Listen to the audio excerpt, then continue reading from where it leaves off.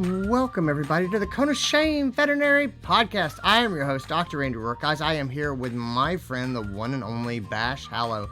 Bash is a man of many talents. He is a fantastic speaker and presenter, as I talk about when we get started. He is a CVPM. He is a credentialed technician. He is a professional consultant. But we get into a conversation that I enjoy, which is hard conversations with the staff.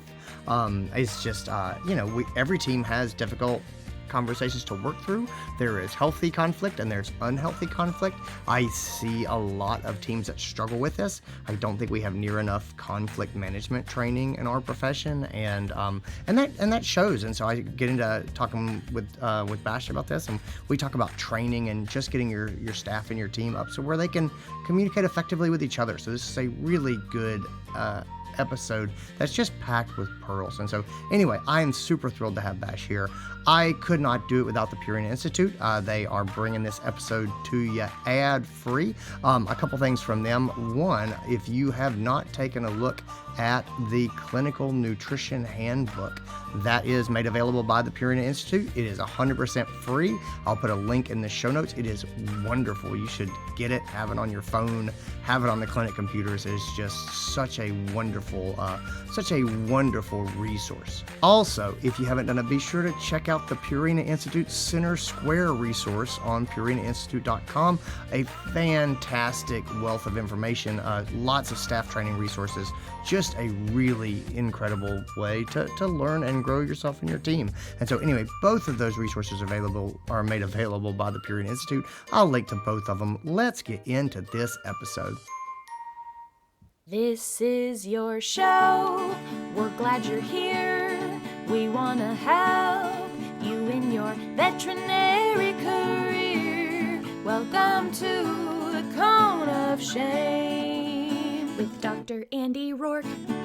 Welcome to the podcast, Bash Halow. How are you, my friend? I am so good, and it is a pleasure to be here with you. It's great to have you here. You are such a fun guy to talk to.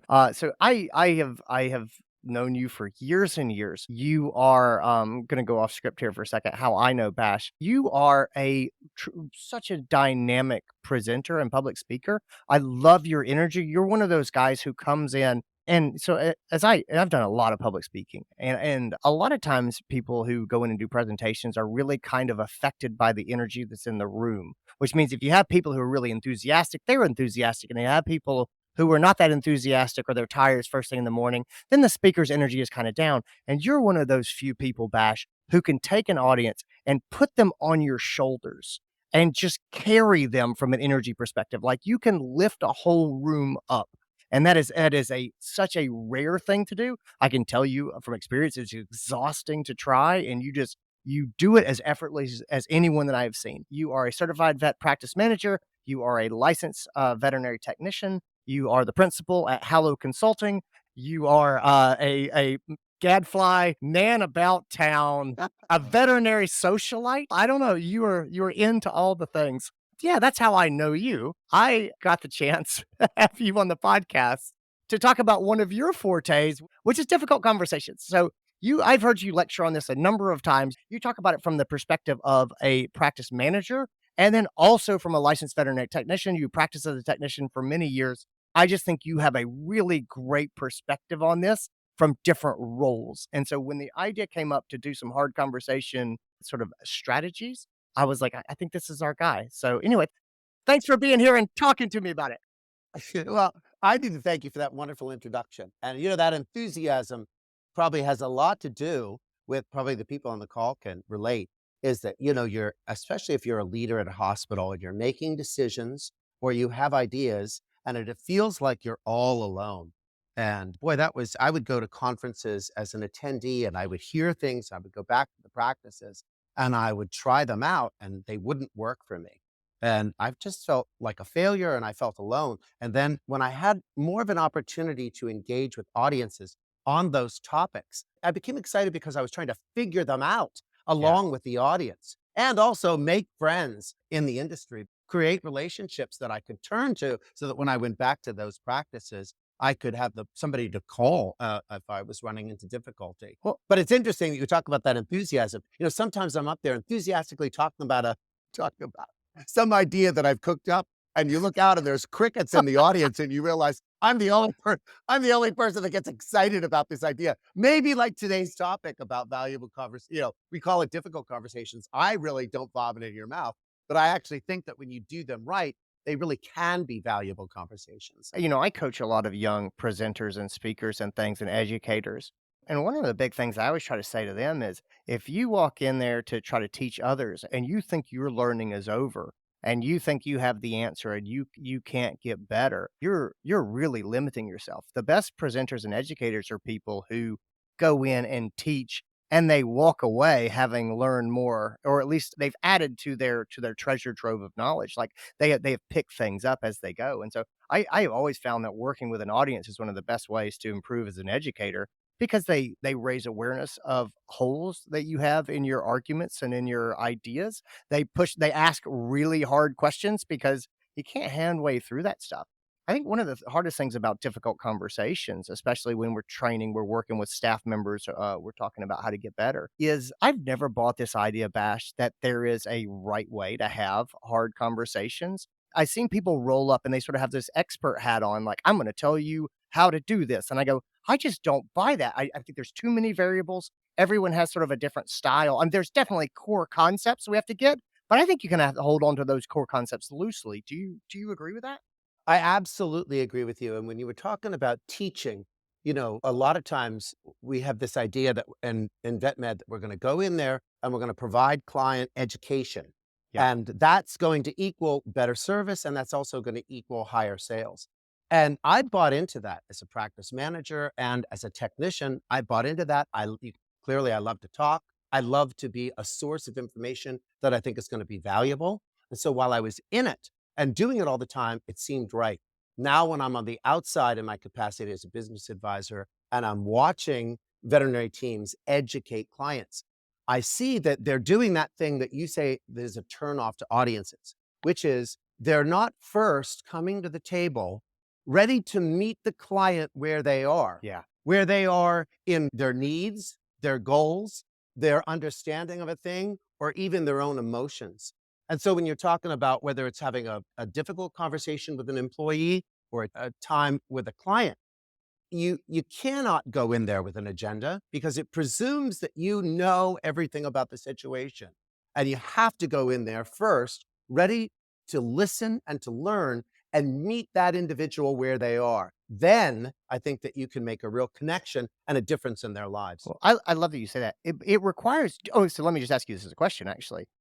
Does it require a greater level of mastery of the subject matter to go in and meet the client where they are, as opposed to knowing what your script is going to be and go in and saying, "These are the points that I want to make"? Well, I've had a lot of experience with scripts, and I've turned off a lot of people with scripts in my day. Again, interested in selling things because I thought that was what was going to stamp my success, was make sure that I had high sales.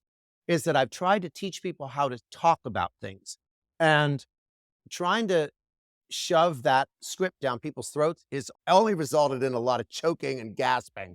It was only when it's true, only when I really was able to help people understand the value. If they personally understood the value of what it is that they were doing or the value of the products that they were selling, then they were very good at marketing those services and products to clients.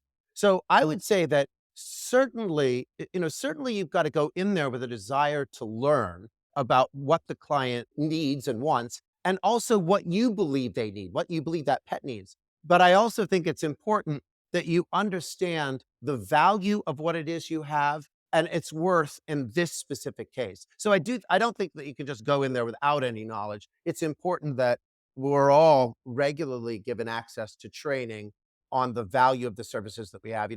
We were talking earlier about nutrition. That's just coming to mind.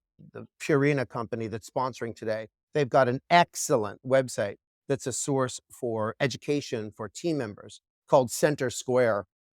And, that's just a great way to give your team members little bites of information that they can take day by day as they move on in their journey and training and learning.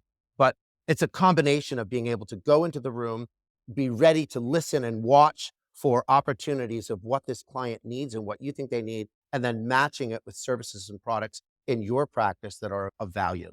How do you train people to do that, Bash? So if you're not doing scripts, which you and I both agree, going in with a script, it just like people can smell it as soon as you start to say something that's sort of, in my experience, as soon as you start to say something that's pre-prepared, they recognize that this is a script that you're going through. Everybody's seen other people do it, right? We've all, been at the dentist office and the hygienist starts to tell us about their recommended, payment plans or whatever. And you immediately go, oh, this is a script. What does training look like? Let's just use nutrition. So we're talking about that. If I want to not give my team scripts, but I want them to be prepared to go in and have hard conversations, to meet clients where they are, to try to recognize what the needs of the clients are, and then sort of communicate value. How do I train? How do I know that I'm sending people in, one, in a way that they're going to have a consistent message across my team? Because that's important. I don't want people to be like, hey, go in there, see what they think, make some stuff up, freestyle. Like I've seen Yeah. practices do that. That's not good.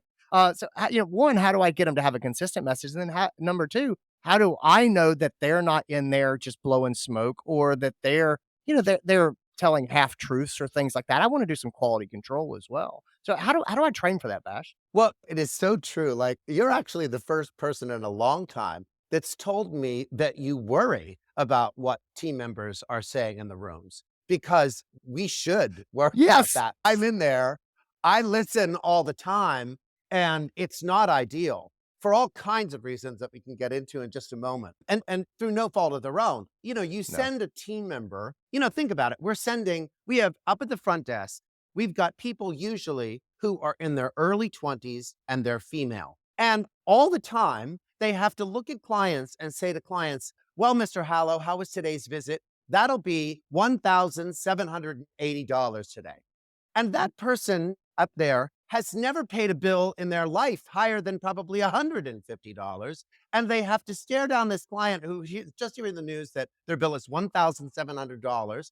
And we're expecting them to somehow walk them through understanding the value of that or whatever, when they just don't have the life experience to do that. The same happens in the rooms when we're asking our assistants and our technicians to go over estimates for urgent care or emergency situations where the energy in the room is really fraught, and they're supposed to go Yeah. over a bill that could, I don't know, be as high as $4,000 or $5,000, when they just don't have the life experience of how to do that. Any other real training except, well, it's common sense. It's common sense. Just give great service. So I do think that you're very wise to think about what it is that's happening in the room. And I wish more people felt like they could do what I do, which is just be a fly on the wall at the front or a fly on the wall in the rooms, and listen for clues as to where we need more training, not as a way to Yeah. accuse or blame, certainly not that, just as a way to figure out where we need more opportunity to train. But if I'm not being too long winded, can I just say that to train those conversations, it begins with, hopefully you have team members that you're hiring that are interested in the things that we promote, that have an interest in science behind what it is we do, and also really are sitting in the front of their chair when it comes to wanting to help clients and wanting to help pets. Certainly, I hope that's what they bring to the table. And then giving them the education in the background to understand how things like nutrition or whatever other service that we're promoting at the practice can be matched to the kind of caseload that we see. And in the case of nutrition, it can be, I mean, you can make a very strong, compelling, legitimate argument for nutrition to be a consideration when treating cognition issues, weight issues, life stage issues, heart issues, lower urinary tract disease issues, allergies, allergens, and on and on. So almost every single case that comes through our door, there is probably a pretty good case to be made that we should think about how nutrition plays into this case, and then use the case as a jumping off point to talk about what it is we have to offer. That's a great way to meet the client and the patient where they are right now. Yeah, I really like this sort of case study approach. We also know that like sort of role play training is about the best type of skill building that we can do. And so being able to present these cases and say, how would you approach this and what would you say? I think that makes a lot of sense. Bash, if someone's buying into sort of this fly on the wall idea, and I really like it, I really also like very much that you said I wish that people could be a fly on the wall, not to punish, right? Like, this is not about catching people or criticizing people. It's about developing them and growing them and sort of sharpening the saw, you know? So I like that approach a lot. What does that look like in your mind? Are there ways for lead technicians, for practice managers, for medical directors to know what's going on in the rooms? And are there ways that you've seen that tend to work particularly well? It's interesting that you said that role play is a good way of training people. And I've found that that is one way that appeals to usually some extroverted people. I'm not sure it's the only way.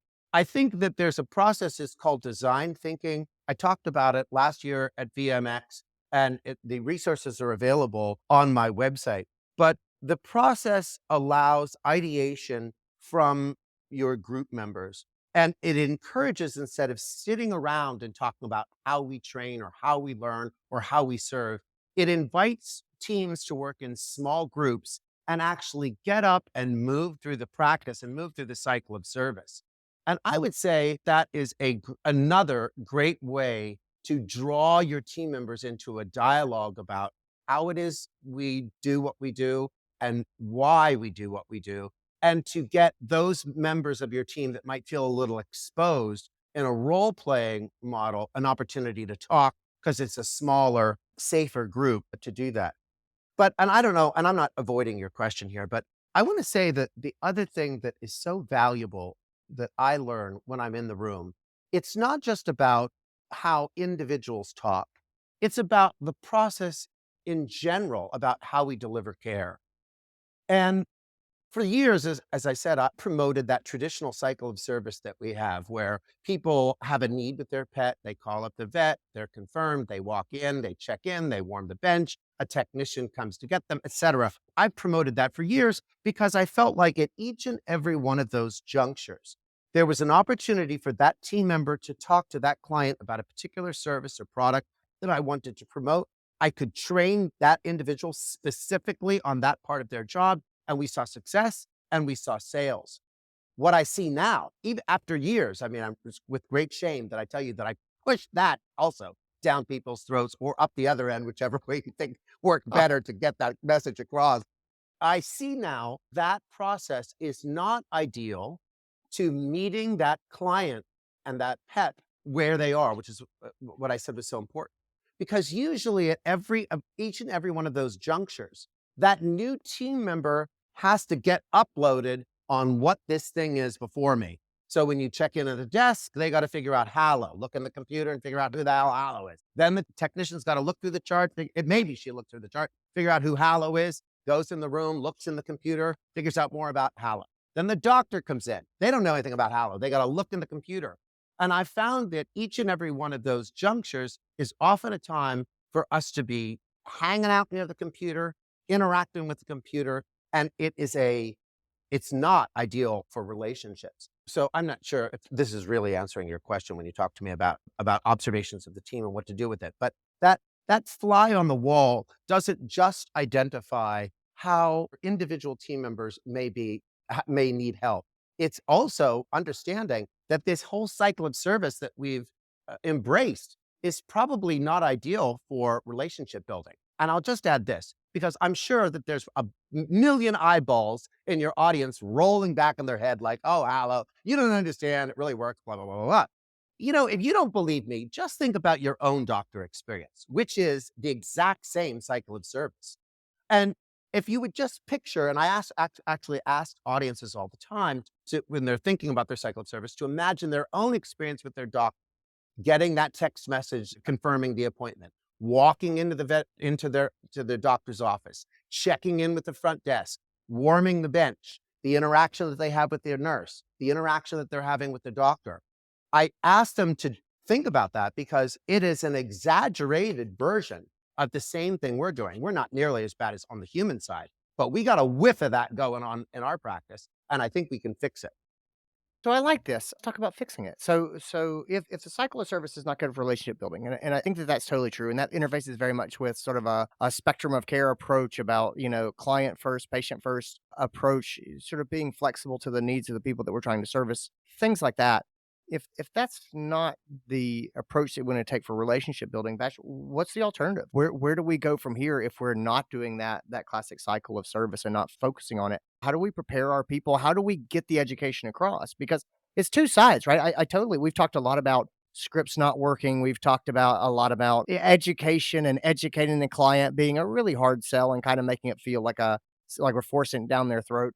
If that's not the path to getting compliant clients, then what is? I've spoken to some vets recently who are really into nutrition.